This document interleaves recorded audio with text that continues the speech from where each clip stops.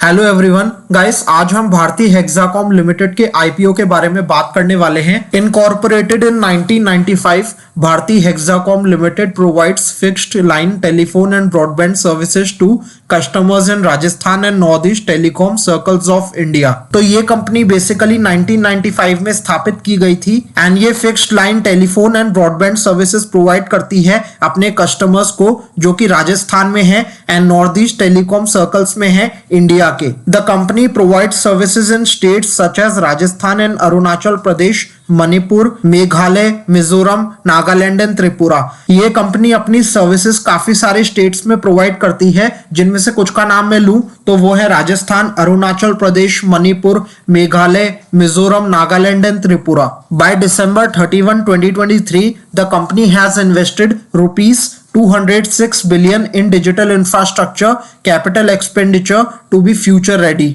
And अगर हम 31 दिसंबर 2023 तक की बात करें तो इस कंपनी ने 206 बिलियन की इन्वेस्टमेंट करी है डिजिटल इंफ्रास्ट्रक्चर कैपिटल एक्सपेंडिचर्स के अंदर, ताकि ये फ्यूचर रेडी रह सके। As of December 31, 2023, the company has 27.1 million customers across 486 census towns. अगर हम 31 दिसंबर 2023 तक की बात करें तो कंपनी के 27.1 मिलियन कस्टमर्स हैं, वो भी 486 सेंसस टाउन्स के अंदर। As of December 31, 2023, there were 616 distributors and 89,454 retail touch points in the distribution network. And अगर हम 31 दिसंबर 2023 तक की बात करें तो इस कंपनी के पास 616 डिस्ट्रीब्यूटर्स हैं एंड 89,454 रिटेल टच पॉइंट्स हैं इनके डिस्ट्रीब्यूशन नेटवर्क के अंदर। As of December 31, 2023, the company has 19,144,000 data customers, out of which 18,819,000 were 4G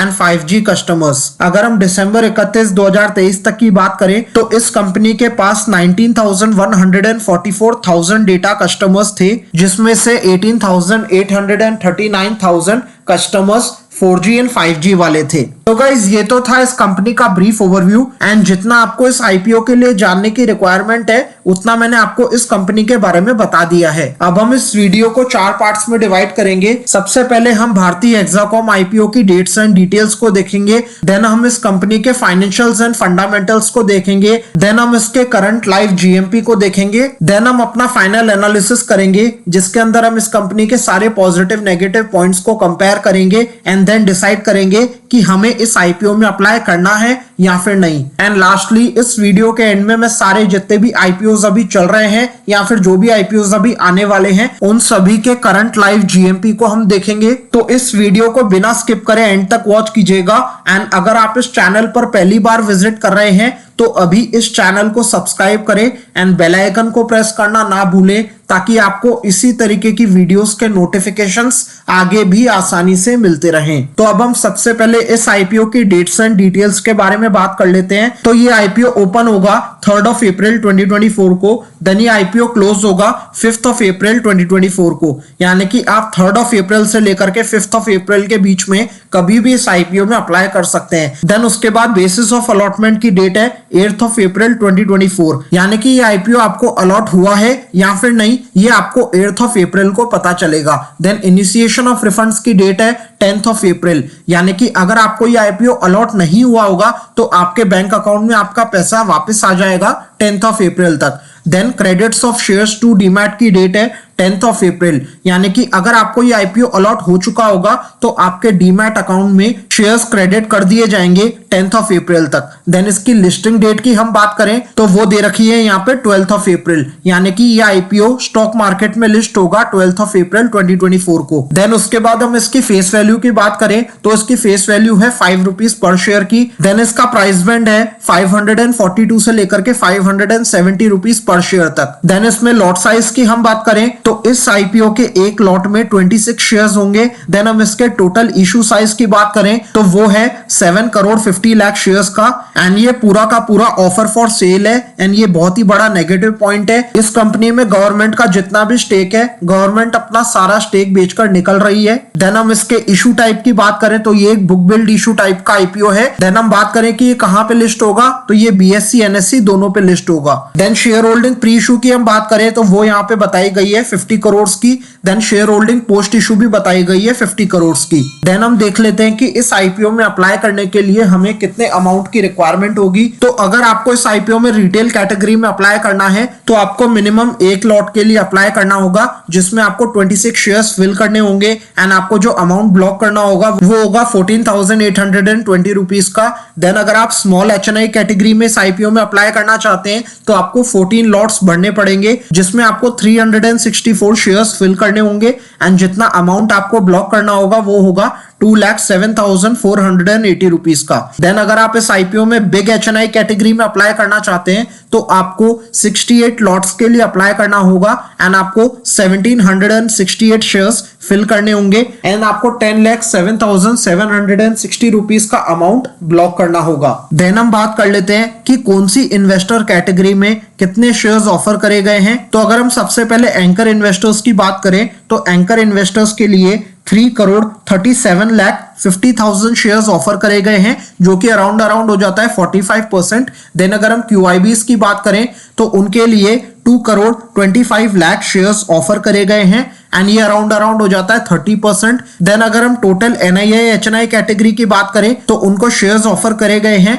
1,12,50,000 and ये अराउंड टोटल हो जाता है 15% का, जिसमें अगर हम बिग HNI कैटेगरी की बात करें यानी कि 10 लाख से ऊपर वाली कैटेगरी की तो उनको जितने शेयर्स ऑफर करे गए हैं वो हैं 75 लाख के एंड ये हो जाता है अराउंड 10%। एंड स्मॉल एचएनआईज यानी कि 2 लाख से लेकर के 10 लाख वाली जो कैटेगरी है उनको जितने शेयर्स ऑफर करे गए हैं वो हैं 37,50,000 एंड ये हो जाता है अराउंड 5%। एंड देन अब रिटेल कैटेगरी की बात करें तो रिटेलर्स को शेयर्स ऑफर करे गए हैं 75 लाख एंड ये हो जाता है अराउंड 10%। टोटल ये कंपनी इस आईपीओ के थ्रू मार्केट में 7,50,00,000 शेयर्स उतार रही है। देन अब हम इस कंपनी के फाइनेंशियल्स फंडामेंटल्स को देख लेते हैं। तो हमारे पास यहाँ पे 2021 मार्च, 2022 मार्च, 2023 मार्च एंड दिसंबर 2023 तक का डेटा दिया हुआ है एंड ये पूरा का पूरा डेटा यहाँ पे करोड़्स में दिया हुआ है। एंड सबसे पहले अगर हम एसेट्स की बात करें तो 2021 में एसेट्स थे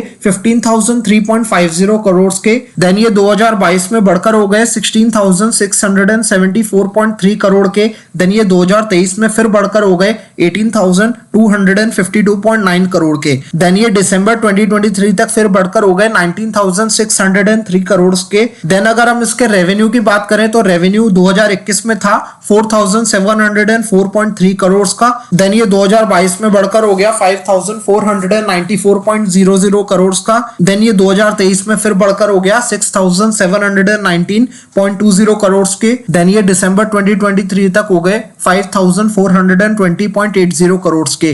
देन अगर हम प्रॉफिट आफ्टर टैक्स की बात करें तो 2021 में इस कंपनी को 1,033.90 करोड़ का लॉस हुआ था। देन 2022 में ये कंपनी फिर प्रॉफिट में आ गई थी एंड इसका प्रॉफिट हो गया था 1,674.60 करोड़ का। देन 2023 में फिर इसका प्रॉफिट घटकर हो गया 549.20 करोड़ का।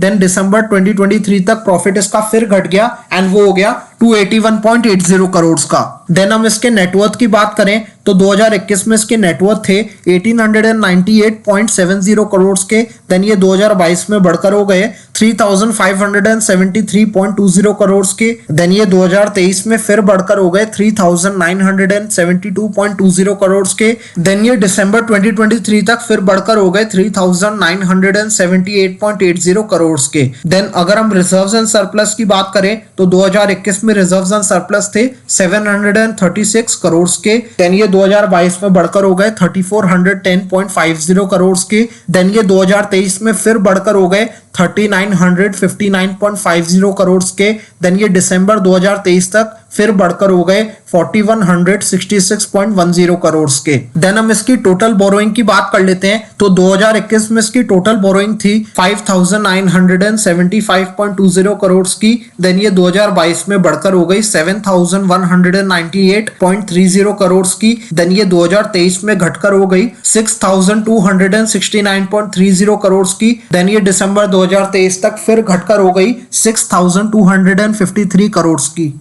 तो अगर हम सबसे पहले एसेट्स की बात करें तो एसेट्स में लगातार ग्रोथ है जो कि एक अच्छी बात है। देन अगर हम रेवेन्यू की बात करें तो रेवेन्यू में भी लगातार ग्रोथ है जो कि एक अच्छी बात है। देन उसके बाद अगर हम प्रॉफिट आफ्टर टैक्स की बात करें तो 2021 में इस कंपनी को लॉस हुआ था। देन 2022 में ये कंपनी फिर प्रॉफिट में आ गई थी। देन 2023 में फिर इसका प्रॉफिट कम हो गया एंड देन दिसंबर 2023 तक इसका प्रॉफिट और भी ज्यादा कम हो गया। तो इसका प्रॉफिट आफ्टर टैक्स लगातार घट रहा है जो कि एक नेगेटिव पॉइंट है। देन हम इसकी नेटवर्थ की बात करें तो नेटवर्थ में लगातार ग्रोथ है जो कि एक पॉजिटिव पॉइंट है। देन रिजर्व्स एंड सरप्लस की बात करें तो रिजर्व्स एंड सरप्लस में भी लगातार ग्रोथ है जो अगेन एक पॉजिटिव पॉइंट है। देन अगर हम इसकी टोटल बोरोइंग की बात करें तो टोटल बोरोइंग 2021 में कम थी, देन ये 2022 में बढ़ गई एंड देन 2023 में ये फिर घट गई एंड देन दिसंबर 2023 तक ये और घट रही है। तो इसकी जो बोरोइंग है वो घट रही है जो कि एक पॉजिटिव पॉइंट हम मान के चल सकते हैं। देन उसके बाद हम इसके की परफॉर्मेंस इंडिकेटर्स यानी कि इसके केपीआईज को देख लेते हैं। तो इसका जो डेट टू इक्विटी निकल के आ रहा है वो निकल के आ रहा है 1.41 का, यानी कि ये 1 से ऊपर है जो कि एक नेगेटिव पॉइंट है। देन अगर हम इसके रिटर्न ऑन नेटवर्थ की बात करें तो वो निकल के आ रहा है 7.08 का एंड ये भी बहुत ही कम है क्योंकि किसी भी अच्छी कंपनी का रिटर्न ऑन नेटवर्थ 15 या 20 से ऊपर होना चाहिए। एंड देन हम इसके प्राइस ऑन बुक वैल्यू की बात करें तो वो निकल के आ रहा है 6.45 का जो कि ठीक है। देन हम इसके ईपीएस प्री आईपीओ की बात कर लेते हैं तो वो निकल के आ रहा है 10.98 का। देन पोस्ट आईपीओ ये हो जाएगा 7.51 का। देन अगर हम पीई की बात करें प्री आईपीओ में तो इसका पीई रहेगा प्री आईपीओ में 51.89 का। देन ये पोस्ट आईपीओ में हो जाएगा 75.85 का। तो ओवरऑल अगर हम इसके फाइनेंशियल्स को देखें तो फाइनेंशियल्स इस कंपनी के अच्छे नहीं है। देन अब हम इस कंपनी का पीयर कंपैरिजन करते हैं एंड इसकी वैल्यूएशन को चेक करते हैं इसके पीयर्स के साथ कंपेयर करके। तो अगर हम सबसे पहले इसके पीयर्स की बात करें तो इसके 3 पीयर्स हैं। पहला पीयर है भारती एयरटेल, दूसरा पीयर है वोडाफोन आइडिया, तीसरा पीयर है रिलायंस जियो इन्फोकॉम। एंड इन सब में से भारती हेक्साकॉम सबसे छोटी कंपनी है एंड रिलायंस जियो इन्फोकॉम का यहाँ पे डेटा ही नहीं दिया हुआ है। देन हम वोडाफोन आइडिया की बात करें तो वोडाफोन आइडिया फिलहाल लॉस में चल रही है तो इसका पीई भी नेगेटिव है, तो उससे भी हम इसे कंपेयर नहीं कर सकते। तो इसीलिए फिलहाल इसका यहाँ पे एक ही पीयर रह जाता है जो कि है भारती एयरटेल। एंड भारती एयरटेल का अभी के इनकम के हिसाब से पीई चल रहा है 82.16 का एंड भारती हेक्साकॉम का जिस पीई पे ये आईपीओ आ रहा है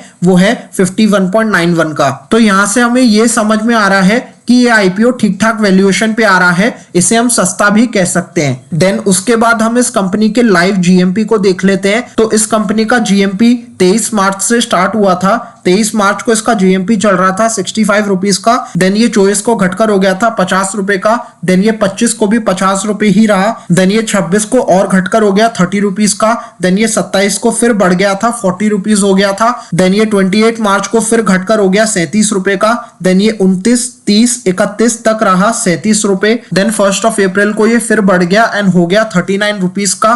देन ये 2 अप्रैल को फिर बढ़ गया एंड हो गया 52 रुपीज का। एंड एज ऑफ नाउ जब ये वीडियो रिकॉर्ड हो रही है आज है 3 अप्रैल एंड आज इसका जीएमपी चल रहा है 65 रुपीज का एंड एस्टिमेटेड लिस्टिंग प्राइस निकल के आ रहा है 635 रुपीज का, यानी कि आपको आपके इन्वेस्टेड अमाउंट पे 11.4% के प्रॉफिट होने के चांसेस हैं। तो अगर हम इसके ओवरऑल जीएमपी की बात करें तो जीएमपी में रिसेंटली ग्रोथ हुई है लेकिन फिर भी इसका जीएमपी अभी फिलहाल बहुत कम चल रहा है। अब हम इस कंपनी का एनालिसिस कर लेते हैं एंड डिसाइड करते हैं कि हमें इस आईपीओ में अप्लाई करना है या फिर नहीं। तो उससे पहले हम इसके सारे पॉजिटिव एंड नेगेटिव पॉइंट्स को देख लेते हैं। तो सबसे पहले एक सबसे बड़ा नेगेटिव पॉइंट है इस कंपनी में कि ये पूरा का पूरा आईपीओ ऑफर फॉर सेल है एंड इसमें गवर्नमेंट पूरा अपना स्टेक बेच करके निकल रही है जो कि एक बहुत ही बड़ा नेगेटिव पॉइंट है। देन उसके बाद हम इसके फाइनेंशियल्स की बात कर लेते हैं। तो फाइनेंशियल्स में सब कुछ ग्रो कर रहा है, assets, revenue, net worth, reserves and surplus. बस प्रॉफिट आफ्टर टैक्स है जो कि लगातार कम हो रहा है जो कि अगेन एक नेगेटिव पॉइंट है। देन अगर हम इसके केपीआईज यानी कि की परफॉर्मेंस इंडिकेटर्स की बात करें तो वहां पे रिटर्न ऑन नेटवर्थ भी 15 से नीचे है जो कि अगेन एक नेगेटिव पॉइंट है। देन अगर हम इसके डेट टू इक्विटी की बात करें तो वो भी 1 से ऊपर है जो कि अगेन एक नेगेटिव पॉइंट है। तो ओवरऑल इस कंपनी के फाइनेंशियल्स कुछ खास अच्छे नहीं है। देन हम इसकी वैल्यूएशन की बात करें तो वैल्यूएशन ठीक है, सस्ता भी कह सकते हैं जो कि एक पॉजिटिव पॉइंट है। देन हम इसके जीएमपी की बात करें तो जीएमपी फिलहाल बहुत ही कम चल रहा है एंड मार्केट सेंटिमेंट्स अभी अभी जाकर के थोड़े बहुत सही होने चालू हुए हैं एंड इस टाइम पे इतने कम जीएमपी वाले किसी भी आईपीओ में अप्लाई करना रिस्की हो सकता है। प्लस इसके फाइनेंशियल्स भी अच्छे नहीं है। तो इसीलिए मेरा फाइनल डिसीजन यही है कि मैं फिलहाल इस आईपीओ को अवॉइड कर रहा हूं एंड ये मेरा अपना पर्सनल डिसीजन है एंड मैं आपको कोई सलाह नहीं दे रहा हूं, कोई टिप नहीं दे रहा हूं कि आप इस आईपीओ में अप्लाई करें या फिर नहीं। आप अपने फाइनेंशियल एडवाइजर से कंसल्ट करें, खुद भी एनालिसिस करें इस आईपीओ के बारे में एंड देन डिसाइड करें कि आपको इस आईपीओ में अप्लाई करना है या फिर नहीं। एंड अब हम इस वीडियो के सेकंड पार्ट पे चलते हैं जहां पे हम सारे आईपीओस के जीएमपी को देखेंगे एंड इन आईपीओस में हमने SME and main board IPOs दोनों को इंक्लूड करा है। तो सबसे पहले हम trust fintech NSC SME IPO के बारे में बात कर लेते हैं। तो इस आईपीओ का करंटली जीएमपी चल रहा है 52 रुपीज का एंड इसमें लिस्टिंग गेन आपको होने के चांसेस हैं 51.49% के। देन हम रेडियो वाला एनएससी एसएमई आईपीओ के बारे में बात कर लेते हैं। तो इस आईपीओ का जीएमपी करंटली 38 रुपीज का चल रहा है एंड इसमें आपको 50% के प्रॉफिट होने के चांसेस हैं। देन हम Tech Infosec NSC SME IPO के बारे में बात कर लेते हैं। तो इसका जीएमपी करंटली 125 रुपीज का चल रहा है एंड इसमें आपको 117.92% के लिस्टिंग गेन्स मिलने के चांसेस हैं। देन हम K2 इंफ्रागन एनएससी एसएमई आईपीओ के बारे में बात कर लेते हैं। तो इसका जीएमपी करंटली 25 रुपीज का चल रहा है एंड इसमें आपको 21.01% के लिस्टिंग गेन्स मिलने के चांसेस हैं। देन हम जय कैलाश नमकीन बीएससी एसएमई आईपीओ के बारे में बात कर लेते हैं। तो इसका जीएमपी करंटली 8 रुपीज का चल रहा है एंड इसमें आपको 10.96% के लिस्टिंग गेन्स मिलने के चांसेस हैं। देन हम Yash optics and NSC SME IPO के बारे में बात कर लेते हैं। तो इस आईपीओ का जीएमपी करंटली 15 रुपीज का चल रहा है एंड इसमें आपको 18.52% के लिस्टिंग गेन्स मिलने के चांसेस हैं। देन हम एलुवेंट आर्किटेक्चरल एनएससी एसएमई आईपीओ के बारे में बात कर लेते हैं। तो इस आईपीओ का जीएमपी करंटली 6 रुपीज का चल रहा है एंड इसमें आपको 13.33% के लिस्टिंग गेन्स मिलने के चांसेस हैं। देन हम creative graphics solutions NSC SME IPO के बारे में बात कर लेते हैं। तो इसका जीएमपी करंटली 35 रुपीज का चल रहा है एंड इसमें आपको 41.18% के लिस्टिंग गेन्स मिलने के चांसेस हैं। देन हम भारतीय हेक्साकॉम आईपीओ के बारे में बात कर लेते हैं। तो इस आईपीओ का जीएमपी करंटली 65 रुपीज का चल रहा है एंड इसमें आपको 11.40% के लिस्टिंग गेन्स मिलने के चांसेस हैं। देन हम DCG wires and NSC SME IPO की बात कर लेते हैं। तो इसका जीएमपी करंटली कुछ भी नहीं चल रहा है, यानी कि फिलहाल आपको इसमें कुछ भी लिस्टिंग गेन्स होने के चांसेस नहीं है। देन हम तीर्थ गोपीकोन एनएससी एसएमई आईपीओ के बारे में बात कर लेते हैं। तो इसका जीएमपी करंटली 12 रुपीज का चल रहा है एंड इसमें आपको 10.81% के लिस्टिंग गेन्स मिलने के चांसेस हैं। आई होप गाइस आपको ये वीडियो अच्छी लगी होगी। अगर सचमुच अच्छी लगी है तो इस वीडियो को डेफिनेटली लाइक करें एंड इसी तरीके की वीडियोस आपको आगे भी नोटिफिकेशंस के थ्रू आसानी से मिलती रहें, उसके लिए अभी हमारे चैनल को सब्सक्राइब करें एंड बेल आइकन को प्रेस करना ना भूलें।